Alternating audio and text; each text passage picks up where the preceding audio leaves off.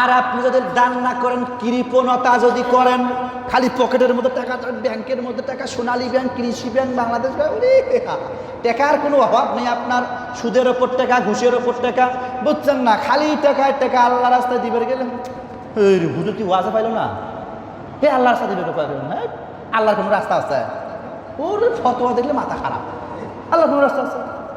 এই মসজিদ দিবে, খাইবে কেটা? ইমাম মসজিদ, ওরা তো মানুষ।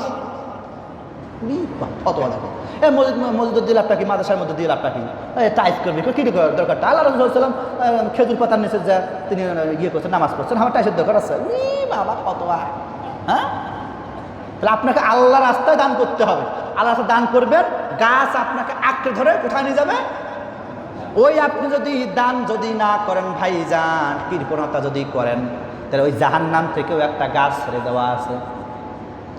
এই জাহান্নাম থেকে যেই গাছটা ছেড়ে দেওয়া আছে, এই গাছটা আপনাকে ছেড়ে কথা বলবে না।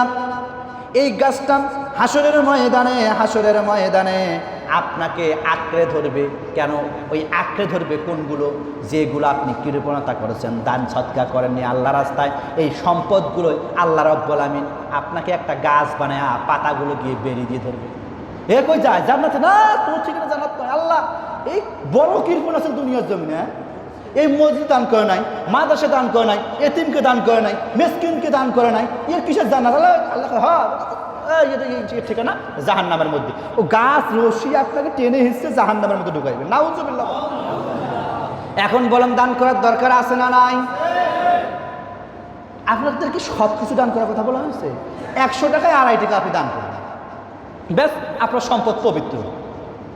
আপনার অতিরিক্ত আপনার পরিবারের ভরণ পোষণের জন্য লাগে 1 লাখ টাকা, আপনার 2 লাখের দরকার আছে। যেই দেখবেন যে আপনার 2 লাখের আপনি লোভ সামলাতে পারতেছেন না, তখন বুঝবেন কৃপণতা আপনাকে ধাবিত করতেছে। কোন দিকে? জাহান্নামের দিকে। কোন দিকে? জাহান্নামের দিকে ধাবিত করতেছে। কেন? আপনাকে আল্লাহ রাস্তা ভালো লাগে না, আপনাকে ভালো লাগে শয়তানের রাস্তা। কেমন করে 10 বিঘা জমি আছে, আর 1 বিঘা কেমন করে বাড়া যায়? কেমন করে আপনার হচ্ছে ব্যাংকের মধ্যে 1 কোটি টাকা আছে, কেমন করে 1.5 কোটি করা যায়? এই ধান্দা, এই মন মস্তিষ্ক হচ্ছে জাহান্নামে যাওয়ার মন মস্তিষ্ক। এটা জান্নাতে যাওয়ার মন মস্তিষ্ক নয়।